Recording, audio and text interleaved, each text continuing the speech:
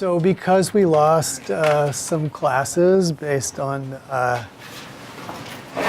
school closure due to the atmosphere, changed the schedule a little bit. So the commercial, first of all, because of the school closure and stuff, some people, depend on the college for access to a word processor or anything else. So I delayed the due date on this assignment, and also there's no late penalty if you couldn't or can't get it in this week just because of the disruption of services and class and stuff. So today we were going to take a look at people's scripts, the PSA concept. Next class, I'll go over in detail the screenwriting assignment coming up. But I want to at least look through the prompt with you today so that you can get a sense of what it's all about, ask any questions, because questions through chat have not been that easy, although I appreciate it. The other day, I was trying so hard. It's like, I don't know if it's, like sending the messages and everything. It's like, oh, I have so many things to say right now. Yeah.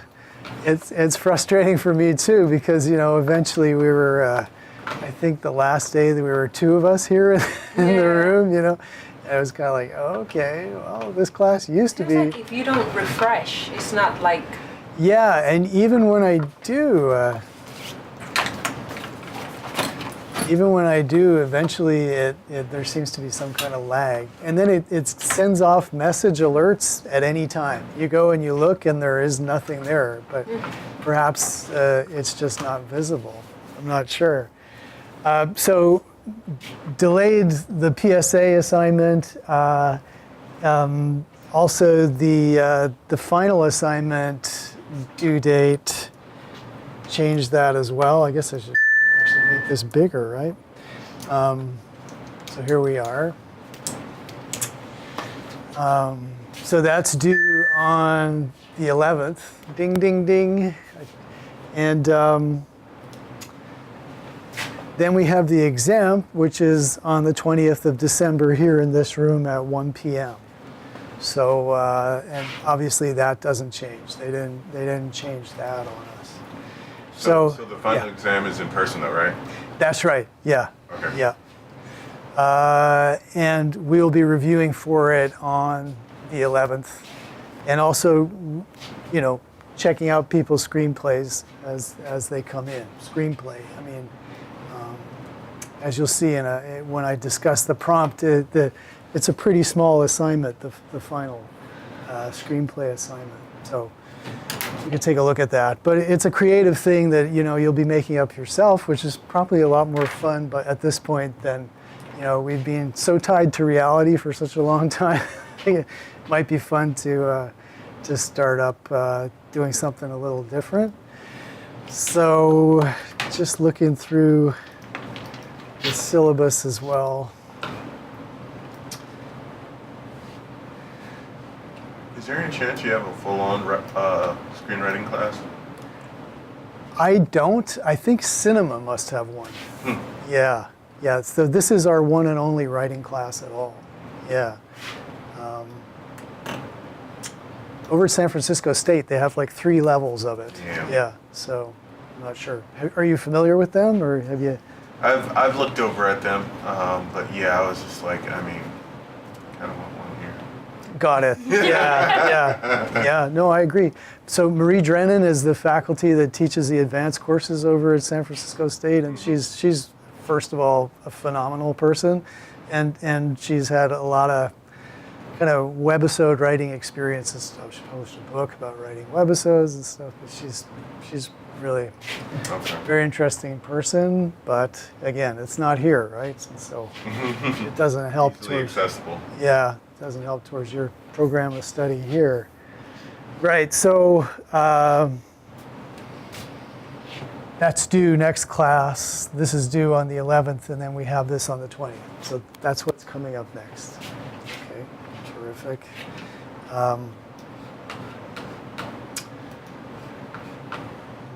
and we'll be preparing for the final exam when it's time. Okay, well, let us look through the prompt for that assignment.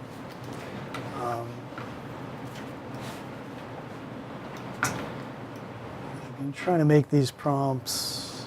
Oh, by the way, anyone who attended the Cron 4 presentation, I know Katerina gave me a little extra credit feedback, but there's extra credit for that if you want. Hi, Ron, come on in. So that still exists there. All right, so just looking at this assignment that we'll be working on.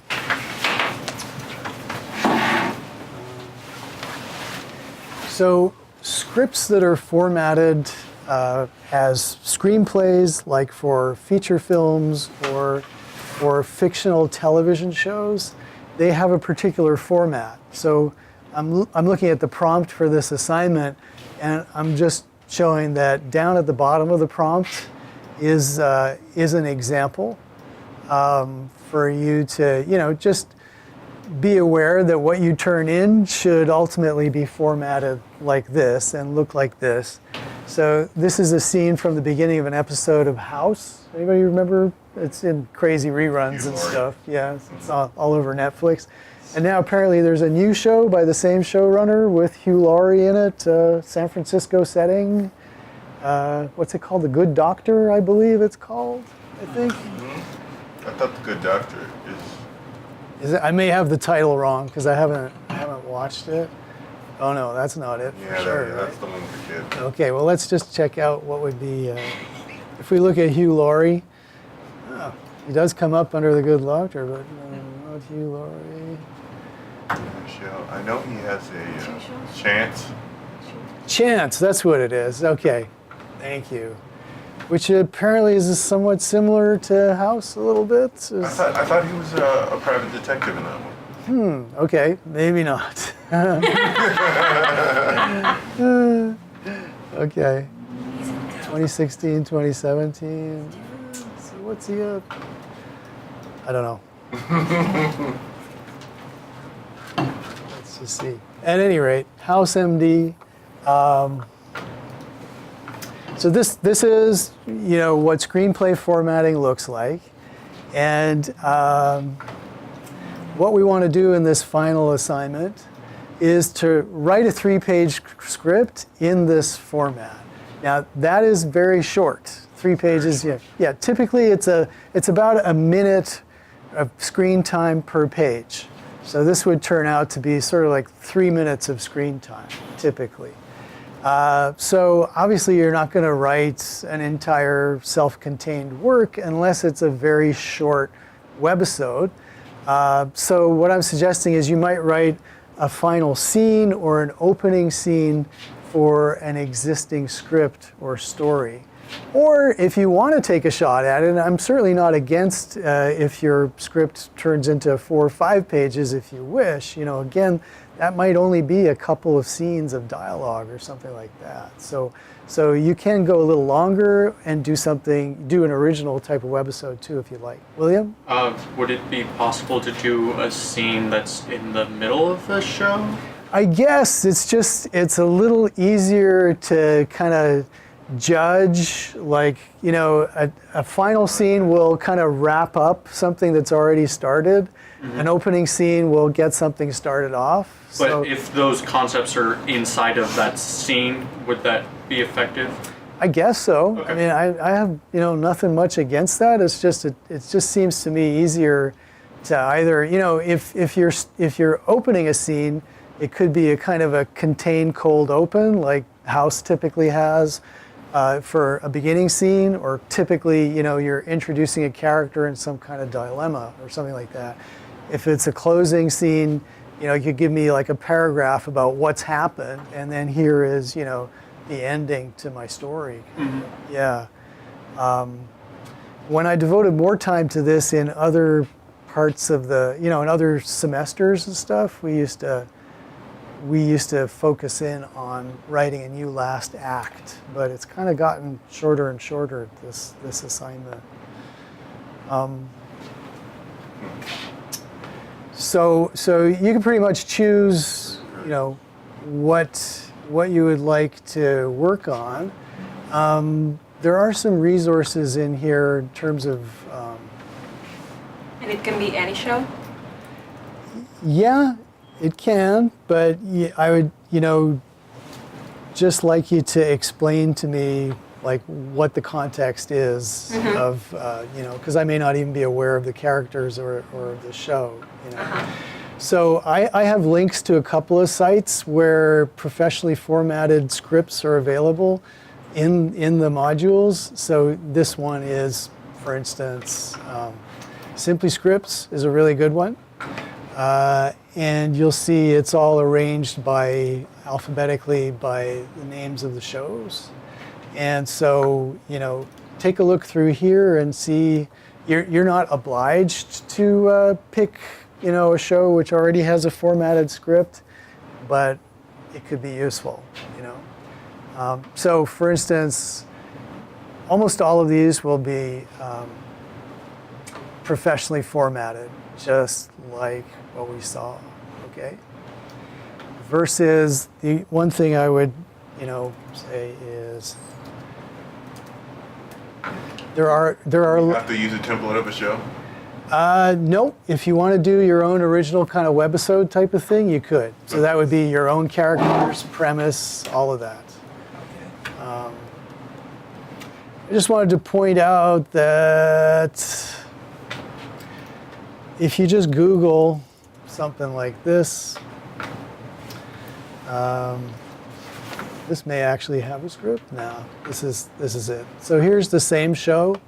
So this is not a professionally formatted script. It has all the dialogue, but it has none of the formatting. Well, you don't know what you're reading. True, yeah, and also it doesn't give you practice with the actual format. So this is this same episode as this, but this is what we're trying to write. So, trying to be in format. As you can see, this just has the dialogue. I didn't sleep well last night. I woke up with a scratchy throat, but here we go. This is actually the shooting script, so it differs somewhat from what actually went into the episode, but it's, as you can see, there is description, character names, there are, stage directions, basically, interpretive directions in here. So this is what we're looking for. So if you do go out and search, say, oh, I'd like to do a final scene for some other show or something, just be aware that this isn't what we want to see as your kind of final result, right? Gotcha.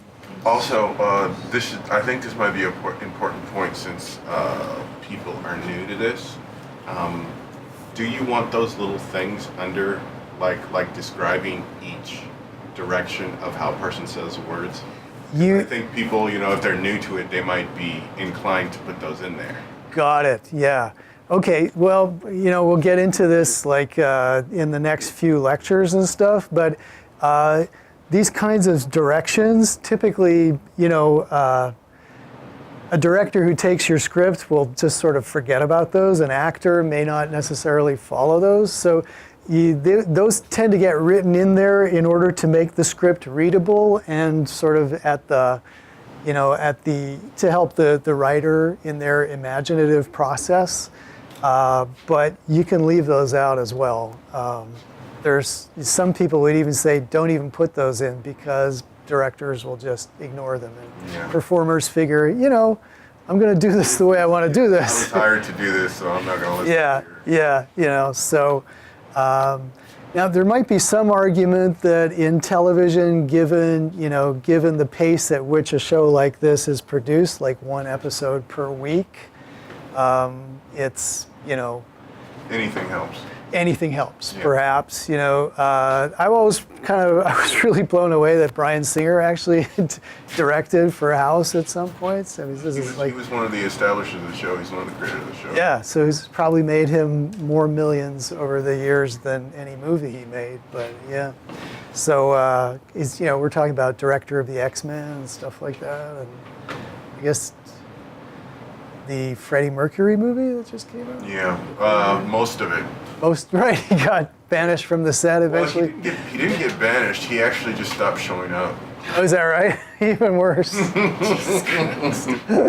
Whoops. he still gets the full credit. So Oh, incredible. they had to start creating the movie Right. without him.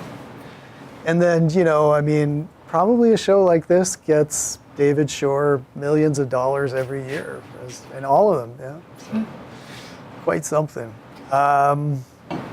Yeah, so perhaps, perhaps these little indications are helpful or not, but don't kill yourself putting them in, because they're typically viewed as extra.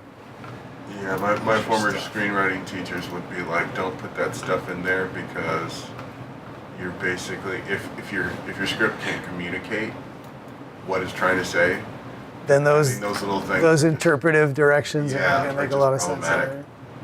Okay. Well, it's nice to know how to format the few that you actually put in, I guess. Now, there's software to help you actually achieve this format. And this one is free. I recommend this one. It's called Celtics. But there are a bunch of others as well that you pay for, or perhaps they might even have free versions of it. So now, of course, because I'm late getting to class, I wonder if I can actually, where is the login here? It's been a year since I tried to get in here, so. Am I going to bore you with this now? Let's see. I might get lucky and get in here right away. Let's just cross my fingers. Oh no, it actually wants an email address.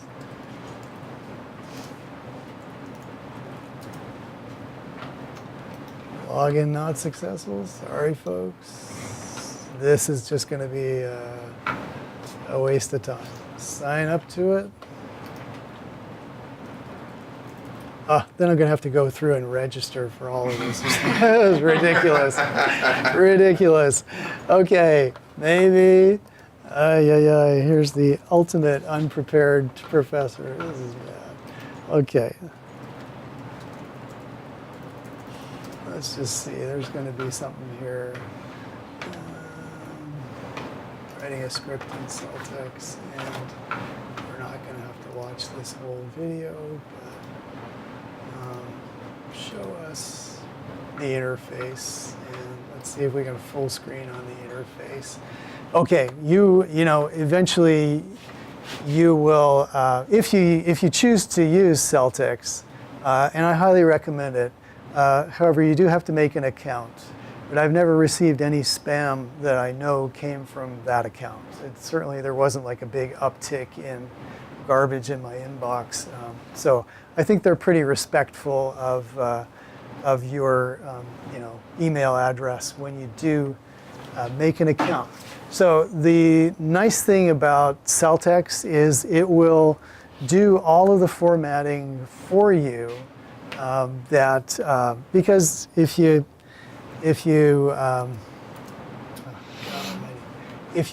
look at any example here, there are very specific formatting instructions as to, these are not actually centered, these are indents. And so, oh, come on in, Sheila. Yeah, so Sheila's going to talk to us, and then we'll get back into this. So thank you for coming, Sheila. I Sorry really to interrupt appreciate you. it. Hi. But now that you're here, we shall turn this over to you. Yeah, or can you just bring up the... Website? Yeah, bring up the home page.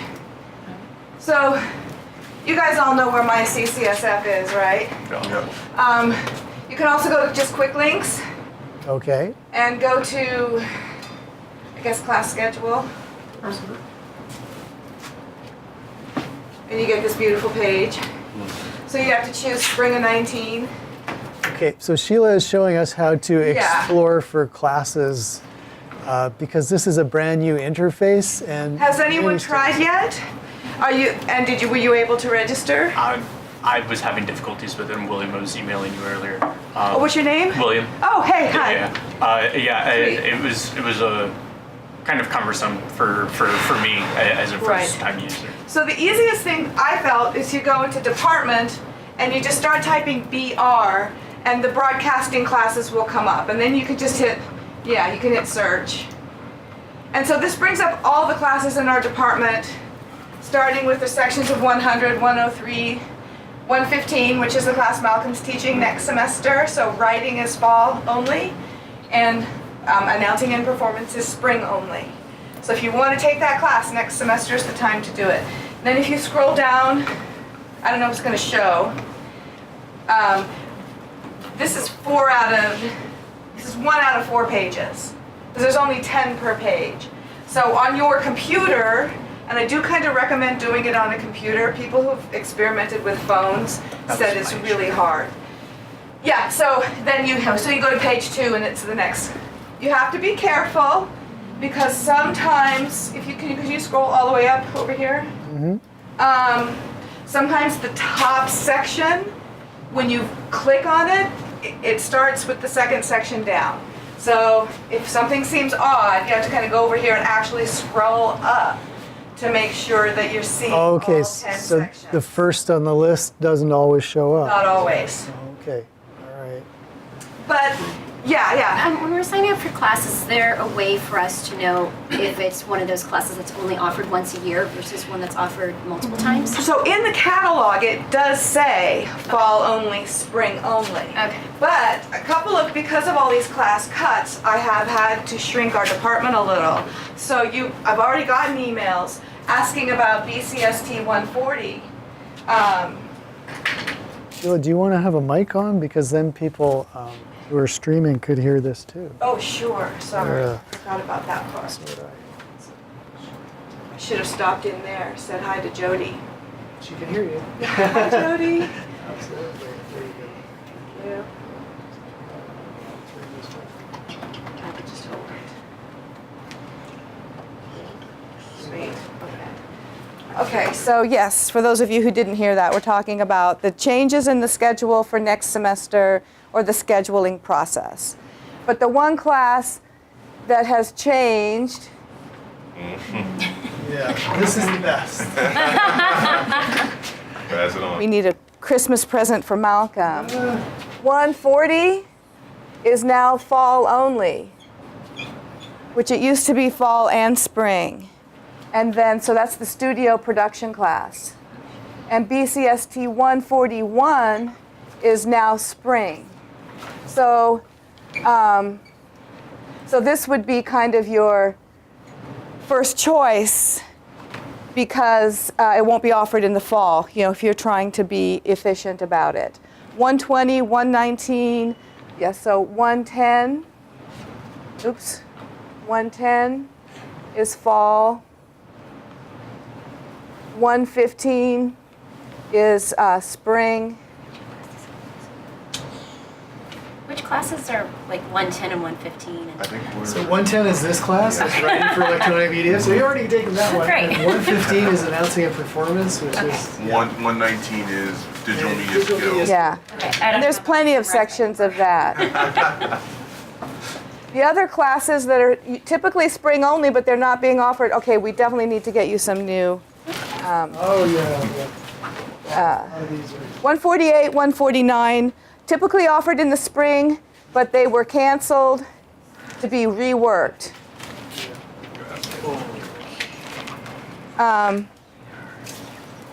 So what I really the reason I came in was because at this time of the semester, I like to check in with students to find out if you are comfortable, if you know about all of our certificates, and if you have any questions about them. And I brought copies of them all for you today. You can take what you want, don't take what you don't want. The video ones has the foundations on top and the 3 video certificates. If you want the television production certificate, which requires 148 or 149, come and talk to me. We'll have to work something out because I don't want you to have to wait another whole year. We might do a special project, etc. Okay? And then the sound ones don't say anything, but it's the same foundation certificate. And then it's got the all the sound, the 3 sound certificates: sound recording, live sound, and sound design. And then the third one here is our digital media skills certificates. It starts with convergent media, the AV technologist certificate, which is new, starting really next semester. And this is the one that's taught in collaboration with Laney College. So again, if you have any questions, come talk to me, because one of the classes that is required is offered next semester at Laney College. So if you're into the live sound and you think that that's something that you're interested in, this certificate is one where the industry came to us and said, we don't have enough people to fill these jobs that pay $35 to $60 an hour. And they can be in the Bay Area, they can be in Hollywood. So any high-tech company, any large corporate company, the media, they all need AV technologists now. People who are into the connectivity, certain amount of coding, but not a lot. You can't be afraid of a computer. But that's a real interesting one that's new. Multimedia broadcast journalism, and then on the back is the audio video for the web.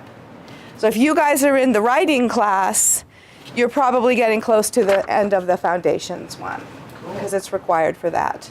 So if you want to look at this, you might find that with 1 or 2 more classes, you can get this certificate. Again, come talk to me. Any questions?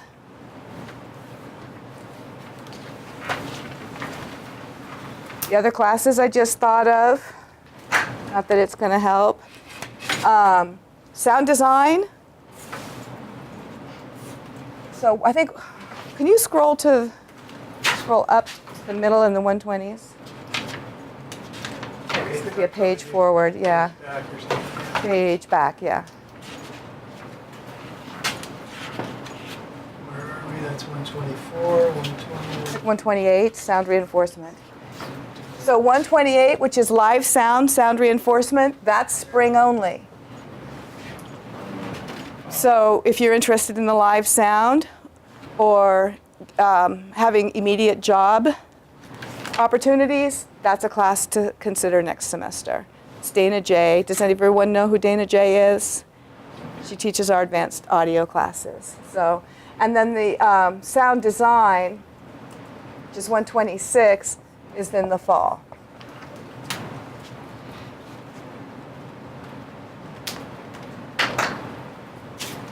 So I'll leave these. Okay. And take whichever ones you want. These are all available on the website for people who are streaming.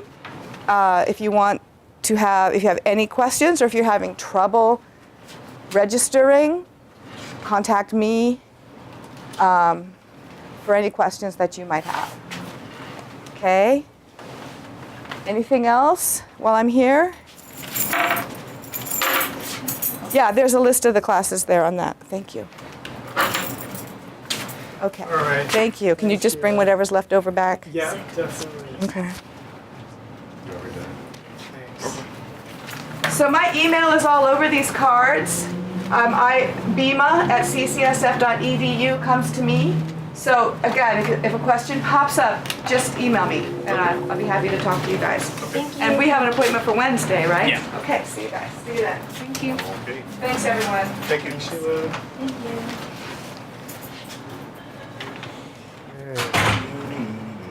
Here we go. That pin decided to stop working. The what? Her pin stopped working in the middle of it. She was like, Okay. Is there any information that I can try to go over it with one more the pen? 126 fall. Let's check that out. Okay. So 126. 4A, B, 126. It's not. The 126 is not here. So yeah, because those are just the spring classes. Oh, these so I guess classes? Yeah. Okay. Yeah. Did you want to know what 126 is? Well, yeah, what is it? Yeah. Here we can find that. Luckily, our identifiers are pretty much unique. So sound for visual media. Okay. So yeah, this is. I think George is going to teach it now. George Peterson, who used to work at Skywalker Sound. So it's covers acquisition and post-production of audio for video. So the kinds of projects they do are, redoing the sound on scenes of films and stuff like that, building up sound effects libraries, and then there's information and in practical, shooting with a time code recorder. So being able to shoot double system.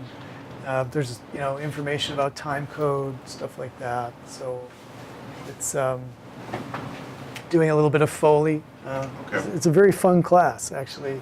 And Dana kind of teaches it as a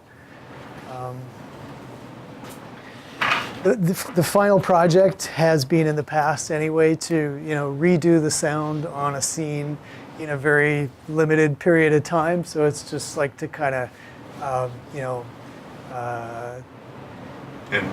move to stuff rapidly. Deadlines, yeah. Yeah, just and on the idea that television sound is maybe you're not going to have a really long post-production cycle like a feature film might. So you have to be very efficient with your time, I guess.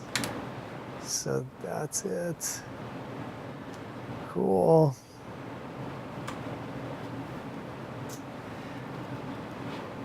Yeah, I was just trying to see if I could dig up my Celtics password there, but I couldn't, so very sorry. But let me just wave my hand at the screen here.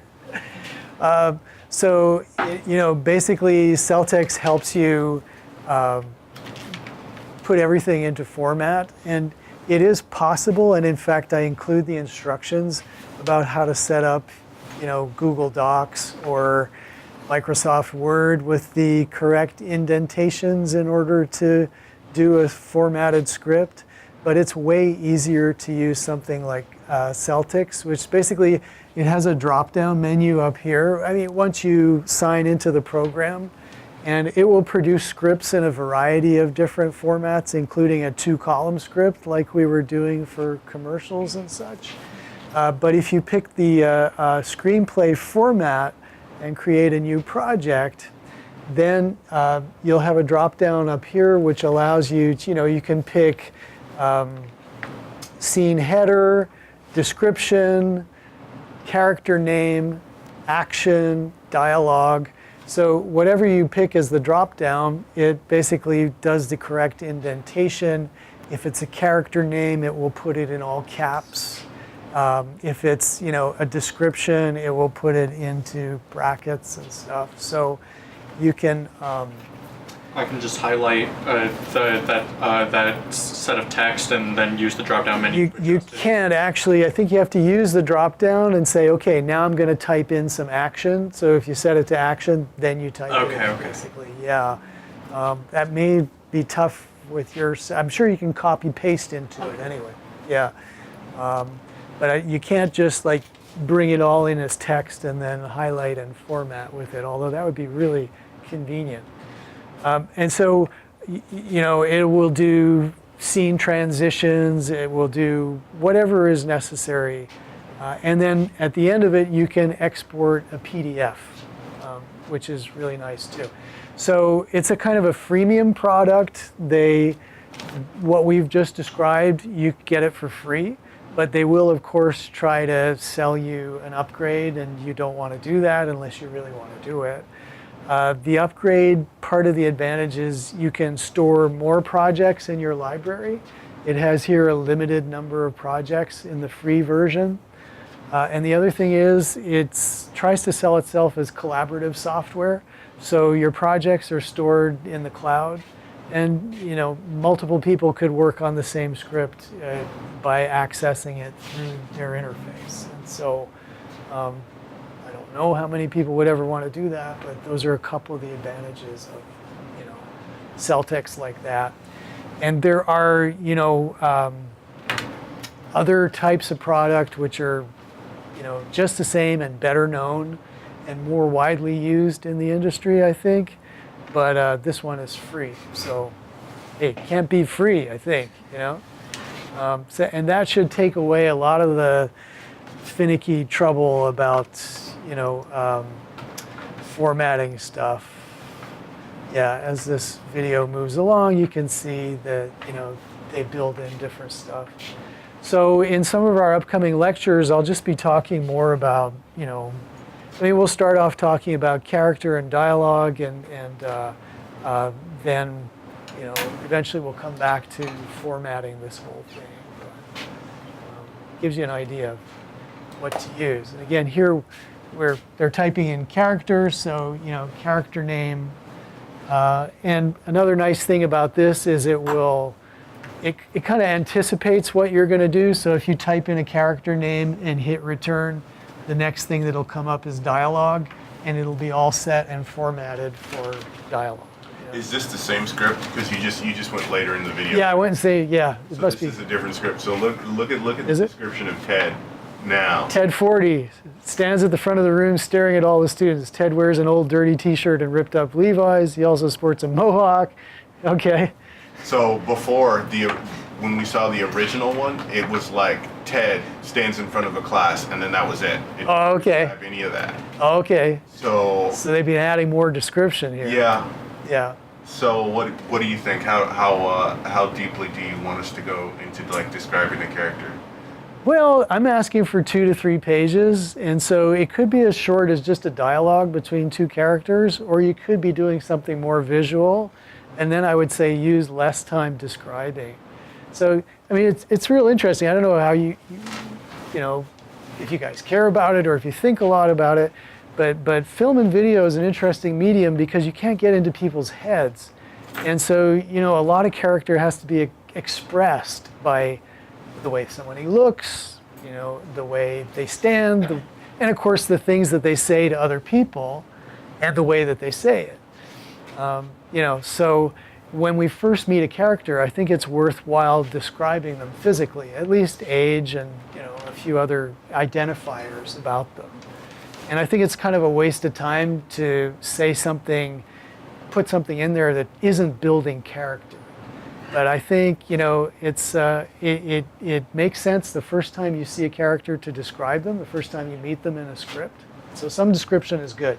But if this was the middle of the story, you should have that out of the way. First time, yeah. Yeah, exactly.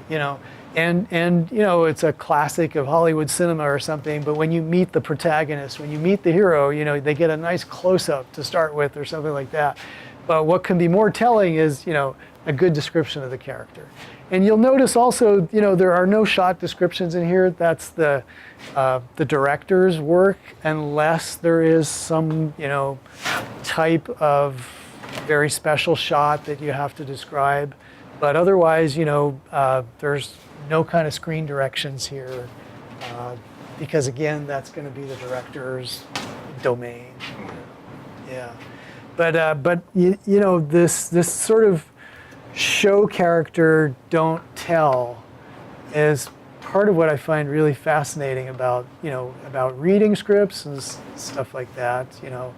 So House being a serialized show where we know the character pretty well.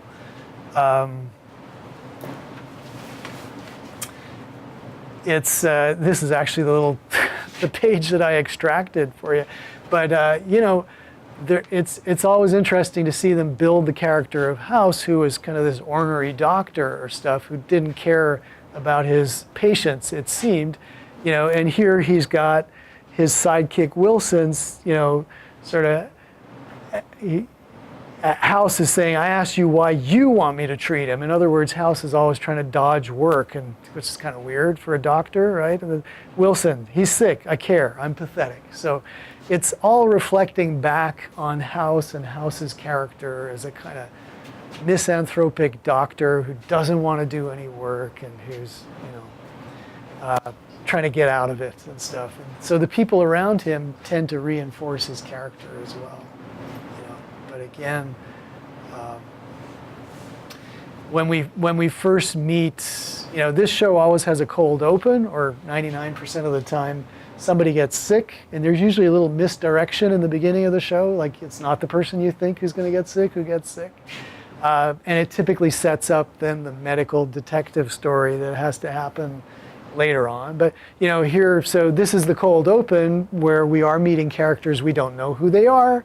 So Brandon Merrick, 22, dressed just in underwear, a graduate student, nice guy, if anything, a little too overconscientious. So, I mean, you know, David Shore is a very particular, very successful type of writer and showrunner. So I think he writes his scripts the way he wants to, but he's presenting the characters because we're meeting them for the first time. So some description is useful. Good. Yes. And, yeah. So let's see, we kind of set up the challenge there. This is what the assignment is, and gave you the tool, Celtics. And again, sorry I didn't check my login to figure out how to show it to you. So yeah, what I'm asking for is a scene 2 or 3 pages long, which is very short. And if it is for an existing show, and you know, if I was doing this, I'd go through here, look for my favorite show, pick an episode or something, and maybe write the beginning or the end of it. So first scene, last scene. Or if you want to do something totally original, that's awesome too. 2, 3 pages, put it in format, make sure it kind of looks like this, and by using Celtics, it definitely will. So that's the assignment. Questions about it or thoughts about it? This is Act 1. Is that like episode 1 or part 1? In their script or in my description here? Yeah, well, I don't know. Maybe I should take that out, right? I used to ask people to write a whole act, but now. You mean here, Chow? Yeah. Well, Well, we were writing like the end. then you wouldn't put in an act designation at all. Uh-huh. Yeah. Yeah, if it was Act 1, then it would be 30 pages. Possibly. Yeah. Yeah. You know, another interesting thing about looking at a TV script versus a feature film is that TV had to respect the structure of the broadcast hour. So they have to break every 12 minutes for a commercial or something. And House typically makes kind of cliffhangers just before that. So again, you know, this is not particularly relevant to your assignment, which is very short. But you know, the cold open there, which is before Act 1, is identified as teaser, right? That's the title of it. Then there's transition, so those come on their own line, fade in or fade out or whatever. The location, these are numbered. You don't have to number them, obviously. Probably you'll just have one location, but you may have more. So that's always in all caps, and we give the time of day and where we are sometimes, usually. So interior graduate student apartment. Continuous means that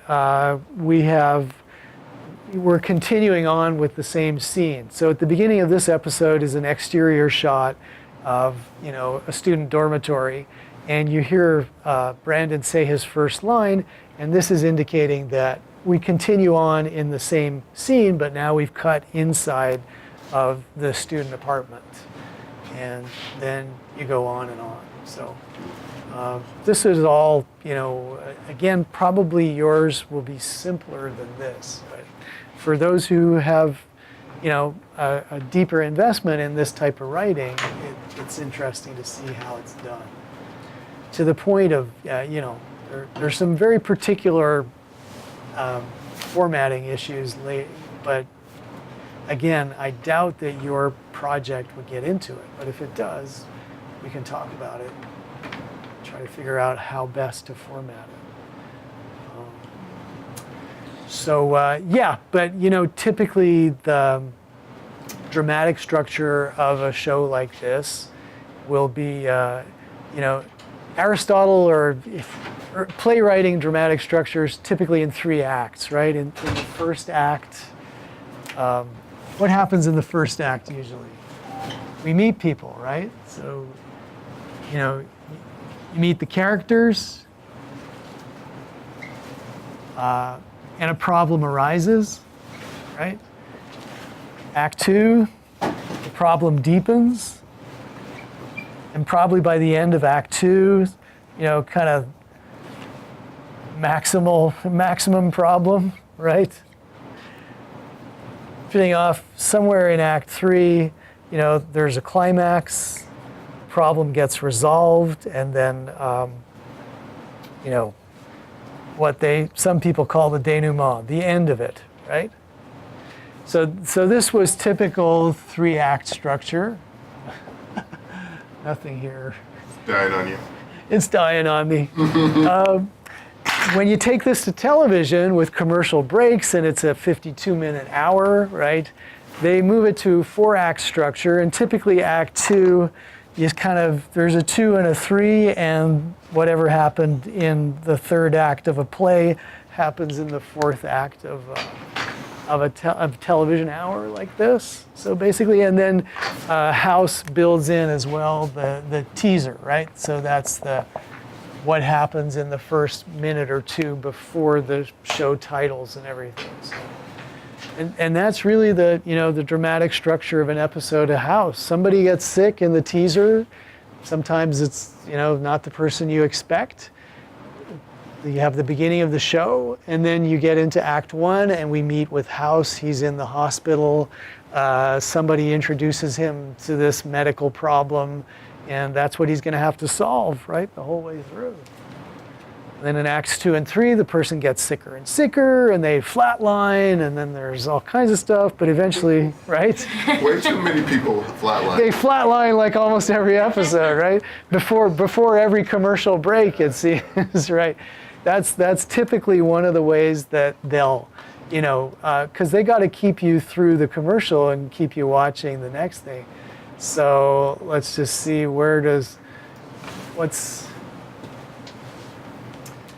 did we get into Act 2 here? Okay, so at the end of Act 1, what happens? Foreman, his kidneys are shutting down. Our treatment isn't making him better. It's killing him, right? And then, Brandon. All right, yeah, Brandon, right? Yeah, absolutely. So, and this one even goes. We got a VFX, so we got a visual effects shot. This is interesting in terms of formatting. So our POV goes from Brandon to his IV line, and then down the line through his arteries. Whoa! And finally into his kidney. We punch through and into a pool of yellow liquid. Ooh, so while we're hearing Foreman in voiceover saying that we're killing him, we've actually had this kind of scary animation going down the bloodline and everything. It's pretty cool, actually. So that's... Well, it's funny. It's funny when you read it, but like when it's on the television and you're seeing it, you're like, oh, there's something actually happening. Right. But like just reading it, it seems kind of funny. And the music is, the music is in there, and yeah. Because it's manufactured, it's like this is where they're going. Yeah. But since we're not actually there, we're not seeing it. It doesn't affect us in the same way. We're not living in the moment of it. Yeah. And in part, especially if you're, writing scripts to sell them and stuff, which is, not something I would ever even dare to try. But, the idea is on the page, you're trying to have them see the film, and so it's a challenge. There are really great scripts on that site. Breaking Bad, for instance. There's some terrifically well-written shows. And House is not a poorly written show, but it does have to conform to the television hour with a break every 12 minutes. And so that can feel kind of forced, like when you mentioned that. When you get into an HBO special or a feature film, they don't have to demarcate. They don't have to hit these points. They do what they want. Yeah, but in a show like House, where it's a case every week, and it has to resolve at minute 48, so that you have time, for everything to reset, so we could go back to the next episode. It's I think that House floated on a couple of different things. It's just a procedural, but it's a medical procedural. Yeah. Which I don't think had really been done before. Yeah. And then also, it's also all about his personality. Yeah. So Yeah. based on those two things and Hugh Laurie, they had enough to have a whole show. Yeah. But in reality, I don't think it would work very often. Yeah, I mean, it was very formulaic. Yeah. The fact that I can stand up here and kind of like just map it out, makes it less interesting. There is a really cool episode that, called 3 Stories, where House actually kind of gives a lot of his backstory. And he's giving a lecture, and he basically comes up with 3 hypothetical stories about sick people, and it intermingles all the stories and stuff. So there are a few very creative episodes, but mostly it's like total formula. But formula is interesting, especially to learn, to learn the formula. Well, they know you didn't remember what happened last week. Right? Or that you're back for that kind of ritual pleasure of, oh, it's this, House just being House, and then they would build in little kind of, romance stories with the secondary characters and stuff, which, I think appealed to some others. But this ran for over 100 episodes, and certainly made them all very, very wealthy. I mean, it's still on the air, and those things cost a lot to put on. So you make a lot of money off of a show like that. Yeah. All right, so. Did you describe like the headings? So you said interior, exterior, because like most of these are interior shots. Yeah. Did you describe exterior so everybody knows what the different? I mean, obviously. INT. If we go back to the teaser is a good example, There it is. right? Okay, so notice it starts off EXT, the exterior of the Princeton dormitory, right? And it's setting up the morning, and then now to interior. So even though it's all supposed to be the same scene, like basically Brandon is talking to his girlfriend, we start on the outside, and because we start outside, we have to break it up into 2 separate scenes. So, because I guess the other thing that we should mention is that this is really a working document. Like this is a shooting script, and so this would be reproduced many times and distributed to all the different departments that are working, to the actors and the director and the cinematographer, of course, but to the people who go looking for locations, that would be their casting director, costuming. They'd have to know, okay, Brandon, we need to cast a 20-something looking like a nice guy. Costuming, they'll go through, they'll underline underwear. We got to get the right, what kind of underwear does, Bryan Singer want him to wear? And so on and so forth. So this is actually a working document that coordinates the efforts of all kinds of different, departments. And so it's written in a very formula format so that they all know what they're getting.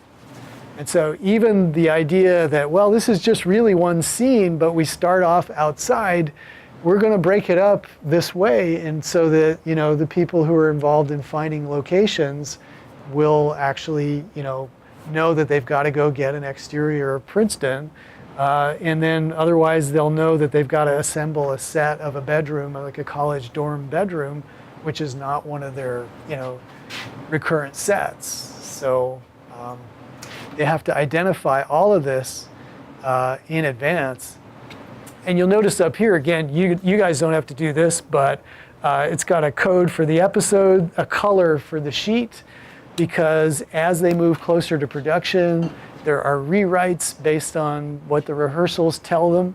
And so they change the color of the pages that go in, so you'll get new pages sometimes every day. And the pages are different colors so that everyone's kind of coordinated as to what they're working with. So it's actually an old system, but a pretty effective system. And then the assistant directors take these and very close to the shoot, they'll create call sheets like, okay, who needs to be there at what time? Are there special props and stuff that need to be there for the shoot? So Is 3 pages like one part of one episode? yeah, exactly. So again, you might go ahead and write a new cold open to House or any other show you like. If you notice that, so that lasted 2.5 pages. So maybe you want to come up with a new, interesting way of making someone fall ill. I don't know. I used to love 6 Feet Under. Did anyone watch that? Somebody died at the beginning of every episode in the most creative way. It was really cool. Ron? So if you're making like, right now I'm making my own, but I had to introduce the characters like what they look like, how old they are. Yes, Right. yes, and try not to have like a dozen characters in your 2-3 pages. Maybe just a couple of characters or 3 characters or something, so you have enough space to kind of introduce them. Yeah, and again, David Shore. Who are we to criticize him? But when he talks about Brandon, he's not all that visual. It's more, he's giving us a type kind of, which is cool. But you may want to be more visual about them as well, because. With the dialogue, another thing is like all of these characters, because the show, they have very specific voices. Yeah. So if you're gonna try to replicate them, you kind of have to pay attention to how they speak and what they do. Yes. So that's. So that's going to be difficult from the perspective. Especially if you're creating something based Yes. on all of the ones you've been reading of the characters. So for those of you who want to work on a show that an existing show and just do a scene from an existing show, that's a really good point. Do something that you know really well. A show that you know well, so that you can kind of write in the voice of the character. Like House, he's always very sarcastic, and he puts down people around him a lot. Yeah, he's kind of the smartest person. He's got to be the smartest person. So, if you're going to do something that is, they call it a spec script. So one of the ways that professional screenwriters try to get work is they'll write scripts for existing shows, basically, and not that many, but enough to show off what they can do with a show that's currently very popular or doing well, so that when people read it, they say, "Oh yeah, okay, you can work with these characters and stuff." So that might be a concern, but a little bit of it goes a long way. It's funny because usually when you see new scripts, one of the things that you notice is that the characterization is really weak. So it's either like you're using somebody else's characterization, something that's already designed, or you have a situation where somebody says, "Oh, he's a 25-year-old guy," and then you're like, "Well, what's special about him?" There's nothing special about the way he talks or anything. So you just kind of you don't have a picture of who this character is. Yeah, So yeah. You're not very interested in following what he's doing. Yeah, and I think you were saying why did House work as a show? Well, it's partly because they found a strong characterization.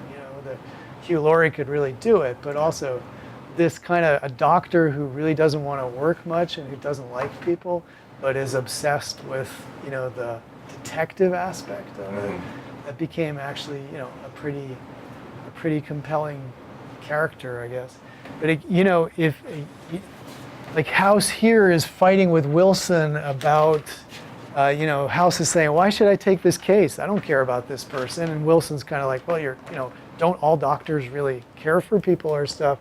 And so, there are a billion sick people on the planet. Why this one? He's kind of whining. And then Wilson, because this one is in our emergency room, we're supposed to deal with these people. And so it's a proximity issue. If somebody was sick on the 3rd floor stairwell, that's who we'd be talking about.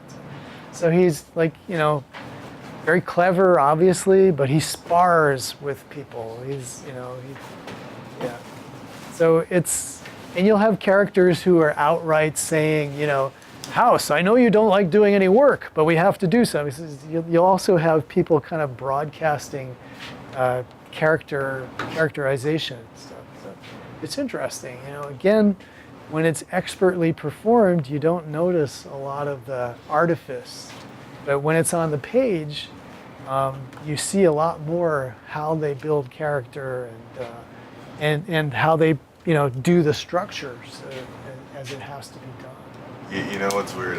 You'd never find a situation where they'd actually be like House and then replace it with somebody other than Hugh Laurie.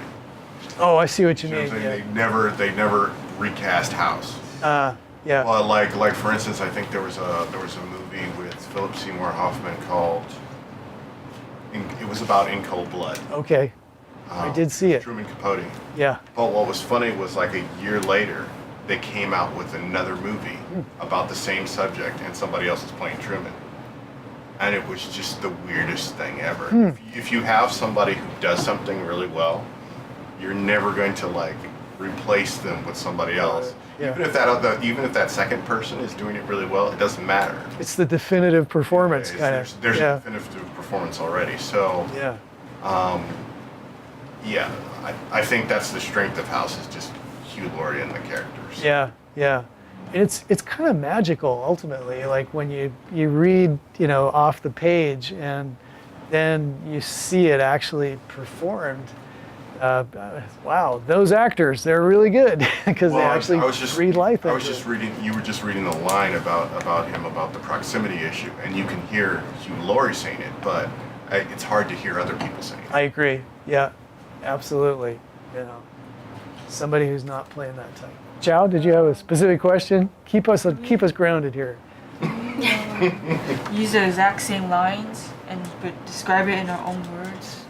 No. What I'd like you to do is kind of to reimagine it so that it's doing what it needs to do in the script, but it's your version of things. So, like just to say, I think I had a great idea for myself recently, but like doing a new teaser, like just like create a new sick person, or if you are having to write the climactic scene or something, then just figuring out like how else could you resolve this? How else could you do it? So we take, for example, the end of Breaking Bad, and I can use some of the characters, but do it differently. Exactly. Okay. Yeah, and then sort of the challenge becomes a little bit like, okay, is there something recognizable about this character that we know already? Yeah. Yeah. So that could be, but if you want to do something completely original, that's okay too. A way sometimes of, and we could try this in class, like on another class day or something. But you could also, just imagine two characters and a situation between them, and then kind of write based on that. And sometimes if you have two characters who are, very different in status, that can help you with that. Like, sort of what would happen if, a little kid got into a conflict with, their daycare worker or something like that, over, I don't know what, who gets the Smarties or something like that. It already, just with those two characters where, you've got one of, who's not very powerful, who's pushing back against somebody who is powerful about something, you've already got a kind of a conflict there that can become a scene. Somebody is going to win in this case. A cop who stops someone speeding and the person's trying to talk their way out of it, things like that. So if you want to do an original scene, sometimes just imagining two characters who have, two different perspectives on something who come into conflict, and then we just naturally want to know how is that going to come out. Well, I had this idea. I don't know if anybody's ever seen the movie Seven. Yeah. But it's a harsh movie. There's a sequence in the center of that movie where Morgan Freeman, Gwyneth Paltrow tells Morgan Freeman that she's pregnant. And he gives her a story where he basically convinces, he tells a story about when he was with a woman and he convinced her to get an abortion, but she didn't want to. And if you just think of that conflict of he's in a relationship, he's with this woman, and she doesn't want something, and he's trying to force it on her. So there's your conflict right there. Yeah, absolutely. So I always thought that was an interesting subject matter because you're coming across something very, very, two characters fighting against for one goal. Right, and such a serious existential type of issue as well. Have you seen? Sorry. That's cool. Yeah, so you may, you're not obliged to go in and find a script and write a new scene for it if you don't want to. Build it out of character interactions too, if you like. How long is usually a teaser? A teaser, a couple minutes, so 2 or 3 pages. So a teaser. You thinking of doing a teaser? Okay, thinking about it anyway. Yeah, that's because that makes a nice kind of self-contained unit. Again, that kicks things off. Yeah.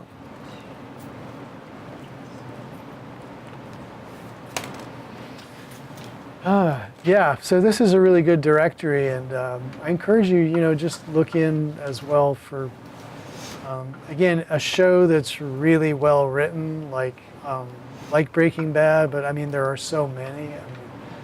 Whoops. No. Can't get that. Uh-oh. Oh, you can find it someplace else. Yeah, probably Breaking Bad. Interesting. Broken Link. Okay. Well, can't look at those, but I don't know. If there's a show that you'll recognize a bunch of these anyway. So, and almost all of them have the this exact same format. So that's what we're trying to reproduce. Here's another question. Like, say for instance, you're dealing with a situation where you could have something where you're doing like a conflict, but like, can't you, like, if you're starting the narrative, is it possible to just have something that's intriguing, that just gets people on board? It's not necessarily like 2 characters like battling for something, but it's more like you're seeing something and you're wondering what the hell's going on. Yeah, you could go there. So yeah, in this assignment, if you're writing the opening like a first scene or something like that, you're going to set up something intriguing, but you don't have to pay it off in 2-3 pages. So yeah, if it can simply, just, of course, when I read it, I'll want to know what happens. So, you know what I mean? It's kind of like, well, that's a good thing, though. Of course it is, yeah. I think it shows that, you've come up with something intriguing. So yeah, well, definitely. So an opening scene will typically just set up characters and a problem, but you don't know how it's going to resolve. It's possible as well. Okay, well, we didn't get a chance to take a look at your PSAs, but I think, given it was good to talk about this and sort of get the ball rolling on this last assignment because it's so different from everything else. So that's it. Thank you. Next time I see most of you probably, or some of you, will be the final exam. So just remember, we'll be reviewing for it the last couple of classes. So if you do want to stop in for that and catch the review live, you can always stream it, but it might be good just to have it for that. And on the last class, the 11th, we'll take a look at these. I'm looking forward to this. Actually. Thank you. See you.